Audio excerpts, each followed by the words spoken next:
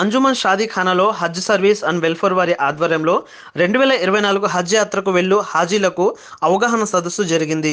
ఈ కార్యక్రమంలో ఆంధ్రప్రదేశ్ హజ్ కమిటీ తరపున ముఖ్య అతిథిగా హాజరైన చైర్మన్ బిఎస్ గౌసుల్ లాజం గారు హజ్ యాత్రకు వెళ్లే హాజీలకు పలు సలహాలు సూచనలు ఇచ్చారు. ఈ సందర్భంగా ఆయన మాట్లాడుతూ 2023 హజ్ విజయవాడ కేంద్రంగా విజయవంతంగా జరిగిందని, వైఎస్ జగన్మోహన్ రెడ్డి గారి ప్రభుత్వం ఏ విధంగా హాజీలకు సౌకర్యాలు సమకూర్చిందో ఆంధ్రప్రదేశ్ నుండి వెళ్లిన హాజీలకు అందరికీ తెలిసిన విషయమని ఆయన తెలిపారు. 2019 నుండి 2021 వరకు కోవిడ్ వల్ల హజ్ జరగలేదు.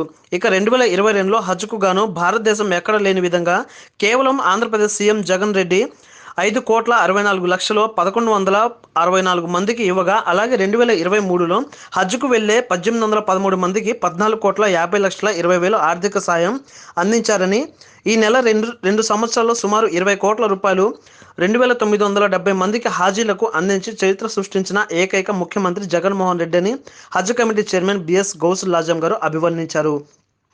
ఒక మాటకు సమాధానంగా హజ్ 2024 కూడా హజ్ కూడా ఎలక్షన్కు సంబంధం లేకుండా హాజీలకు ఎటువంటి ఇబ్బంది కలగకుండా విజయవంతం అవుతుందని, మరలా హజ్ యాత్రికులు మక్కా యాత్రకు వెళ్లే సమయానికి జగన్మోహన్ రెడ్డి గారే ముఖ్యమంత్రిగా అవుతారని ఆయన చెప్పారు.